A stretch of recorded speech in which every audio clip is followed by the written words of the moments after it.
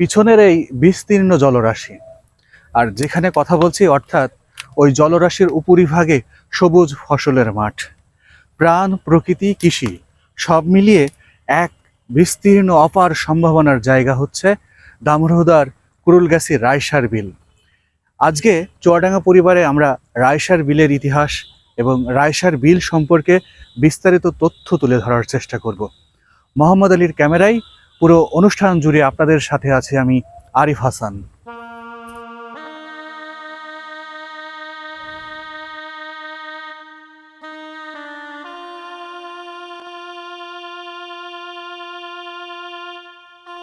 অসংখ্যবার খাত পরিবর্তন ও ভাঙা গড়ার জন্য এই জেলার ভূ প্রকৃতি ও নদীর ব্যাপক পরিবর্তন ঘটে।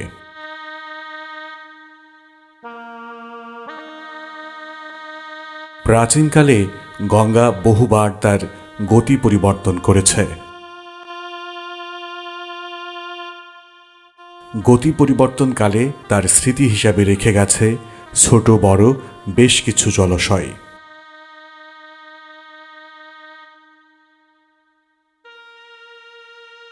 স্থানীয়ভাবে যাকে বিল, বাওর আর খাল নামে ডাকা হয়। রায়সার বিল হয়তো তারই একটি বড় অংশ।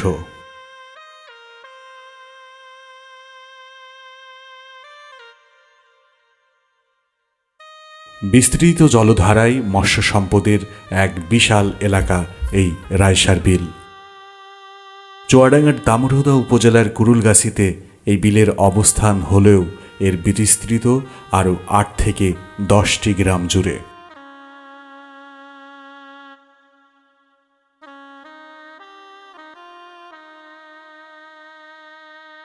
কুরুলগাছি জনপদ চুয়াডাঙ্গা জেলার প্রাচীন জনপদগুলোর অন্যতম।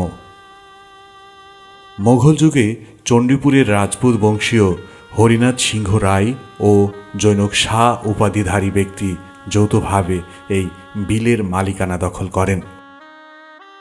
হরিনাথ সিংহ রায় ও কুরুলগাছি গ্রামের আদি বংশীয় শাহ উপাধি মিলে এই বিলের নাম রায়সা।